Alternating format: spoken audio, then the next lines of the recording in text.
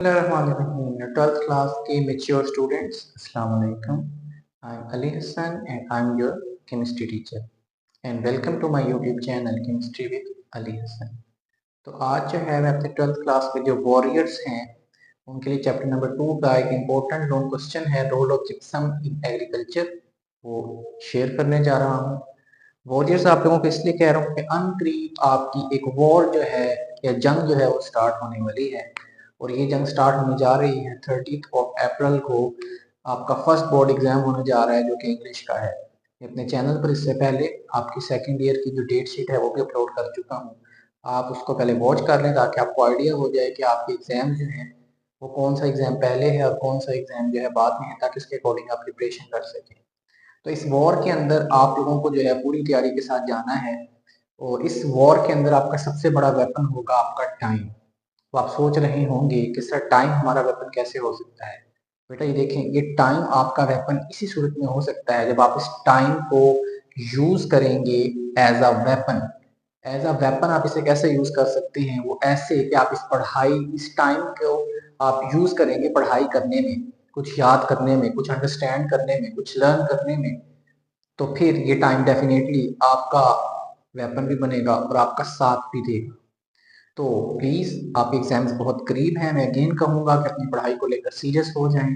कम से कम अगर आपने जो वो बच्चे जिन्होंने पूरा साल तैयारी की है या हल्का फुल्का पढ़ा उनकी तो कोई टेंशन नहीं है, they will get pass easily. लेकिन वो स्टूडेंट्स जो लास्ट डे के ऊपर या लास्ट नाइट के ऊपर उम्मीद लगाए बैठे हैं कि कहीं से हमें गैस मिल जाएगा या कहीं से हमें कुछ पता चल जाएगा, तो उनके लिए जो चीज़ें हैं काफ़ी मुश्किल हो जाती हैं उन वन नाइट के अंदर चीज़ों को याद करना। तो प्लीज़ आप जो हैं अभी से अपनी प्रिपरेशन स्टार्ट करें। इतना अपने ऊपर पहाड़ भी मैं लादने को नहीं कह रहा कि आप जो साल में पढ़ते रहें, ऐसा भी नहीं कह रहा।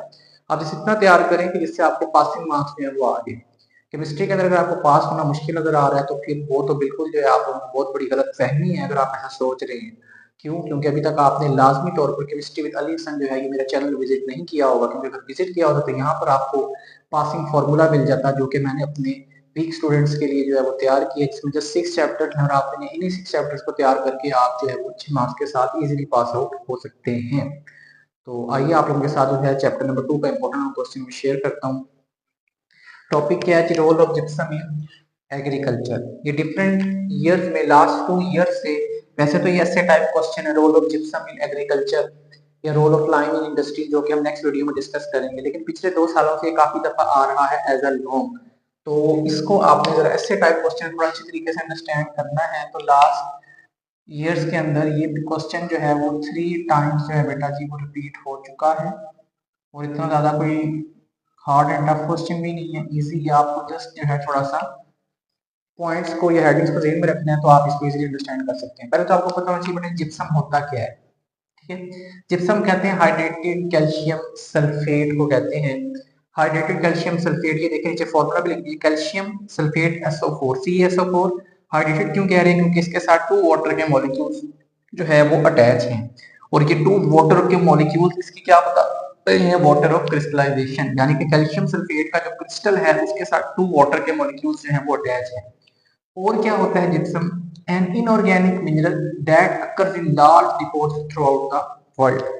अब आप लफ्जों पर थोड़ा सा गौर करें तो यहाँ पर वो इसको कह रहा है कि एक मिनरल है। कौन सी मिनरल है जी? इनऑर्गेनिक, जो पूरी दुनिया के अंदर काफी ज्यादा लार्ज डिपॉजिट्स में पाई जाती है। जिप्सम रोल इन एग्रीकल्चर है जी। पहले तो हम देखें जिप्सम हमें क्या चीजें प्रोवाइड कर रहा है। सोर्स की अगर बात की तो gypsum is source of calcium and sulphur. फॉर्मूले में देखें 2 ही एलिमेंट्स हैं, कैल्शियम है और एक सल्फर है। ऑक्सीजन वैसे है यहाँ पर, लेकिन ऑक्सीजन जो है उतना ज्यादा बेनिफिट जो है उसका नहीं है या रोल नहीं है प्लांट्स की ग्रोथ वगैरह के अंदर, तो इसलिए कैल्शियम और सल्फर को मेनली डिस्कस किया जाता है। तो gypsum is source of calcium and sulphur, तो मींस हम कैल्शियम और सल्फर के रोल को डिस्कस करेंगे। पहला पॉइंट है जी लीचिंग। पहले आपको पता है कि लीचिंग होती क्या है? Removal of minerals from soil by rainy water. जब भी बारिश आती है, जब बारिश आती है तो ज्यादा पानी आता है, जब ज्यादा पानी आता है तो फिर सैलाब आता है और वो हमसे संभाला नहीं जाता है। तो ये जब भी बारिश आती है तो ये क्या होता है कि जमीन के ऊपर वो जो मौजूद जो मिट्टी होती है या जो उसको बारिश का पानी अपने साथ बहा के ले जाता है। उस मिट्टी के अंदर पौधों के लिए बहुत ज्यादा इंपॉर्टेंट न्यूट्रिएंट्स भी होते हैं, मिनरल्स भी होती हैं, जो प्लांट की ग्रोथ में बहुत ज्यादा हेल्पफुल होती है। लेकिन वो बारिश का पानी मिट्टी को तो जो लेकर जाता है सो जाता है, लेकिन मिनरल्स को न्यूट्रिएंट्स को भी साथ ले जाता है। इससे क्या होता है कि जो सोइल है उसकी जो फर्टिलिटी है, जो उसकी पैदावारी सलाहियत है वो कम हो जाती है। जब सोइल की फर्टिलिटी कम हो जाएगी तो उसके अंदर जो है वो ज्यादा क्रॉप्स ग्रो नहीं होती, अच्छी क्रॉप्स की प्रोडक्शन वहां पर नहीं होती, तो क्रॉप्स की यील्ड, प्रोडक्शन, की सारी चीजें बहुत ज्यादा इफेक्ट हो जाती हैं। तो रोल ऑफ कैल्शियम, तो ऐसे सॉइल के ऊपर हम किसको अप्लाई करते हैं? जिप्सम को। वो कैसे? कहता है जी, calcium supplied by gypsum through fertiliser is important in crop production areas where soils are facing leaching issues. कहता है जब हम जिप्सम के अंदर जो कैल्शियम सप्लाई करते हैं तो ये कैल्शियम क्या करता है, ये क्रॉप प्रोडक्शन के अंदर जो है वो इंपॉर्टेंट रोल प्ले करता है। यानी कि वहां पर क्रॉप प्रोडक्शन के अंदर ये क्रॉप प्रोडक्शन को इंक्रीज करता है उन सॉइल्स के अंदर जिन सॉइल्स के अंदर लीचिंग का इशू आ रहा होता है, यानी कि जिन सॉइल्स में से उनकी मिनरल्स और न्यूट्रिएंट्स निकल चुके हैं, तो कैल्शियम जो है वो उनकी मिनरल्स और न्यूट्रिएंट्स की जो डेफिशिएंसी है उसको पूरा करता है। रोल ऑफ सल्फर आ जाता है कि बेटा जी, शॉर्ट क्वेश्चन भी आ जाता है, इसलिए मैंने यहाँ पर राइट कर दिया, what is role of sulphur in the growth of plants. तो ये सारे मैंने जो है सल्फर के रोल लिखे हुए हैं ग्रोथ ऑफ प्लांट्स के अंदर। यहाँ से कोई से भी एक से दो पॉइंट आप इसके आंसर में राइट कर सकते हैं। पहला पॉइंट है जी, component of plant protein. Sulfur has been recognized as essential component of plant as it is essential component of plant protein। जहां पर कैल्शियम इंपॉर्टेंट कंपोनेंट है वहां पर सल्फर भी इंपॉर्टेंट कंपोनेंट है। कैसे? कहते हैं सल्फर जो है बेसिकली जो प्लांट के अंदर मौजूद प्लांट की प्रोटीन होती है उसका ये जरूरी कंपोनेंट है। और अगर प्लांट के अंदर प्रोटीन नहीं होगी तो प्लांट जो है वो बेहतरीन क्रॉप्स, प्लांट जो है उसकी ग्रोथ भी अच्छी नहीं होगी और अच्छी जो क्रॉप्स हैं वो प्रोड्यूस नहीं हो सकेंगी।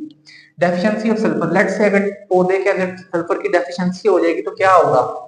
Deficiency of sulphur exhibits pale green colour that affect growth of plants. अच्छा, जो पत्ते हैं उनका कलर क्या हो जाएगा? हल्का ग्रीन हो जाएगा, जिससे प्लांट की ग्रोथ जो है वो इफेक्ट होगी। हल्का ग्रीन होने का मतलब क्या होता है? लीव्स का जो ग्रीन कलर होता है वो होता है बेटा जिसके अंदर मौजूद पिगमेंट क्लोरोफिल की वजह से होता है। अब जब सल्फर की डेफिशिएंसी हो जाएगी तो सल्फर की डेफिशिएंसी की वजह से आपके पास क्या हो जाएगा? जो क्लोरोफिल है उसकी अमाउंट कम हो जाती होती है, और जब क्लोरोफिल कम हो जाएगा तो फिर प्लांट की ग्रोथ जो है वो भी आपके पास डिक्रीज हो जाती है, कम हो जाती है। रूट सिस्टम, पौधे की जड़ें हैं उनका बहुत इंपॉर्टेंट रोल होता है, क्योंकि जमीन के नीचे से पानी जो खींचना है वो जड़ों ने खींचना है, और पौधे की ग्रोथ के अंदर जहां पर न्यूट्रिएंट्स जरूरी है, मिनरल जरूरी है, वहां पर पानी का होना भी बहुत जरूरी है। Root system of several plants have been enlarged by the application of sulphur. कहता है अगर आप सल्फर अप्लाई करोगे तो पौधों की जो जड़ें हैं वो क्या हो जाएंगी? इनलार्ज। इनलार्ज का मतलब क्या हो जाएंगी? लंबी हो जाएंगी। जितनी लंबी जड़ें होंगी उतना ही गहरा वो जमीन के अंदर जाएंगी, और पानी जो है वो जमीन के नीचे काफी डेप्थ में मौजूद होता है। तो जितनी ज्यादा लंबी जड़ें होंगी उतना इजीली वो पानी तक पहुंचेंगी और पानी को खींच के वो पौधे के जो अपर पार्ट्स हैं, रूट्स हैं, स्टेम्स हैं, लीव्स हैं, वहां तक पहुंचा सकेंगे। आखिरी पॉइंट है जी, good crops. Good crops are produced by the application of sulphur containing material such as gypsum. कहते हैं अगर आप अच्छी क्रॉप्स उगाना चाहते हो तो फिर आप क्या करो? आप जिप्सम को वहां पर एज अ फर्टिलाइजर यूज करो। जिप्सम के अंदर मौजूद जो सल्फर है वो वहां पर गुड क्रॉप्स की प्रोडक्शन के अंदर अपना रोल प्ले करेगा। उम्मीद करता हूँ आपको ये टॉपिक समझ आ गया होगा। चैनल पर नए हैं तो इसको सब्सक्राइब करें, इसको अपने कॉलेज फ्रेंड्स और कैडेट फ्रेंड्स के साथ मैक्सिमम शेयर करें। Thank you so much. Allah Hafiz.